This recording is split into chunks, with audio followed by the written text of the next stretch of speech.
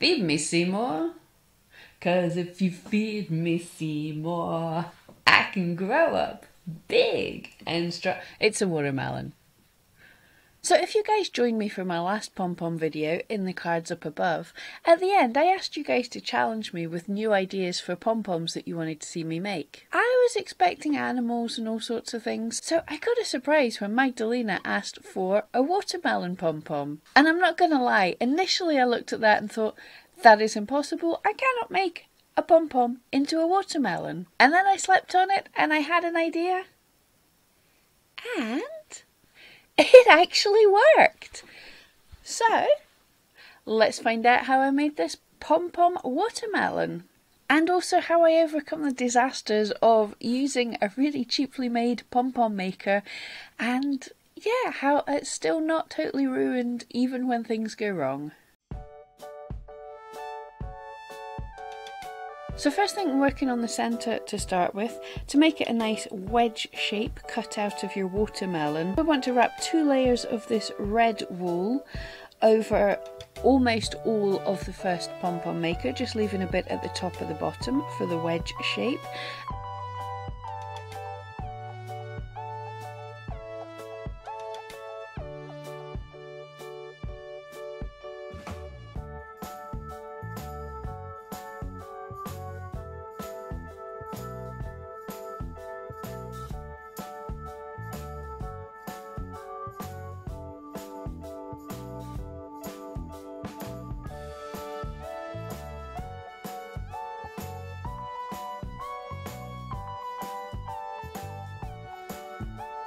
And then we want to cover that fully with 1 layer of the white. This is the internal skin of the watermelon.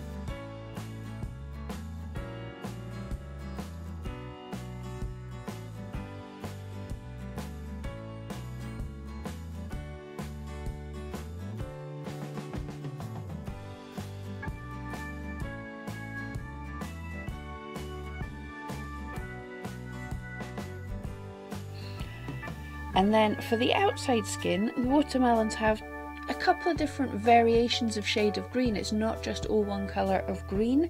So what we're going to do here is 2 full layers of the darker green and then one layer of the light green, almost all over the pom-pom, not all the way over the maker, and then a couple more layers of the dark green, and that's pretty much the one side of the pom-pom finished. If you had more space, it's going to be 2 layers of dark, 1 layer of light, 2 layers of dark, so on till you finish.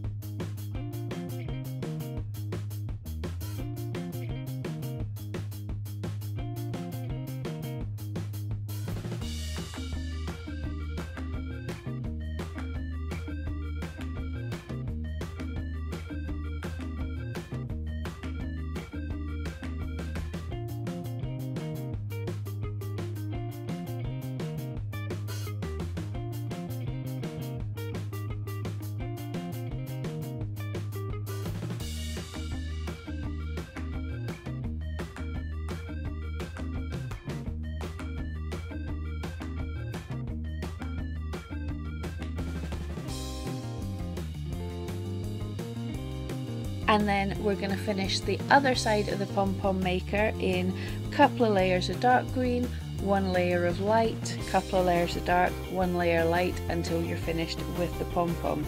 I'm making the layer of light not go the full length, so the top and the bottom is a little bit more green, a little bit more dark green.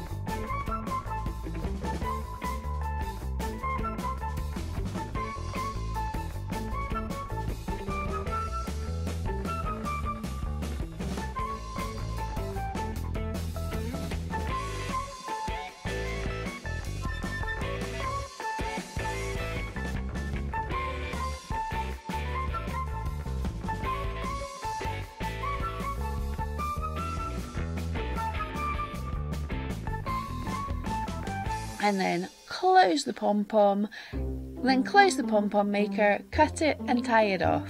Or in this case, my pom-pom maker fell to pieces. And yeah, I really thought it was ruined. I'd overstuffed it quite a bit, so I just removed some of the dark green and really carefully wrapped the best I could, tied off through the centre of the pom-pom. And thank goodness it worked.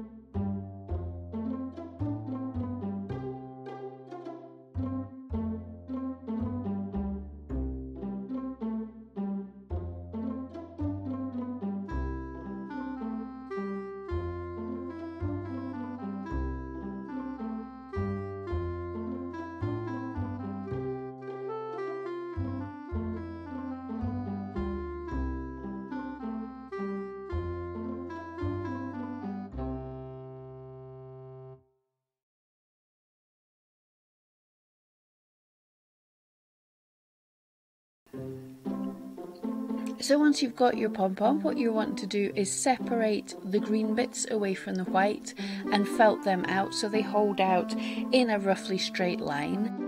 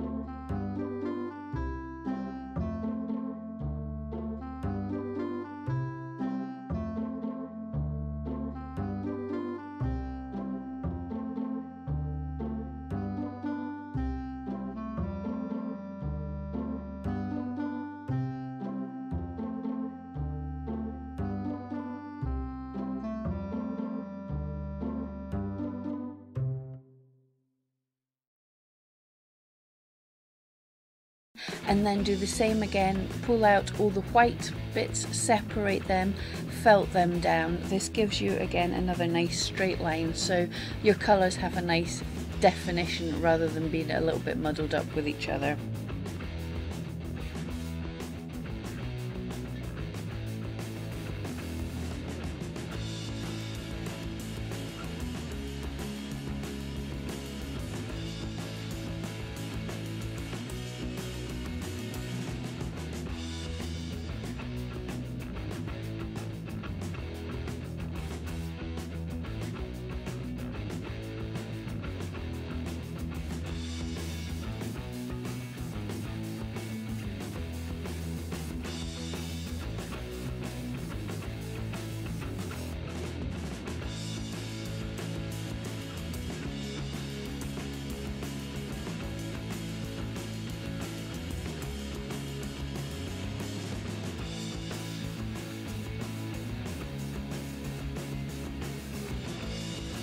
And then separate in half your red. Now you'll know you've got this because I tied mine off with green wool. I can see when I separated, I can see the green right in the middle, so this gives me an idea where the line is. When I'm felting it eventually this will get hidden, but it just gives me an idea of where to felt the red. Hold them apart and separate them apart, thinking of your nice wedge cut out of the watermelon. Felt this until it's really secure.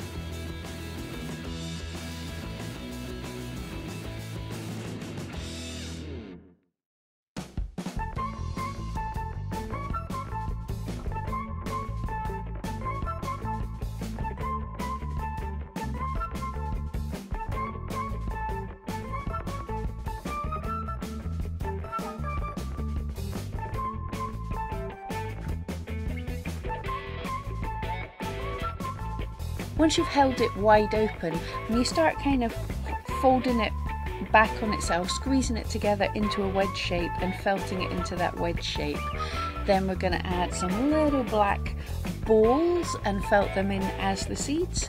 Trim your watermelon and you are done.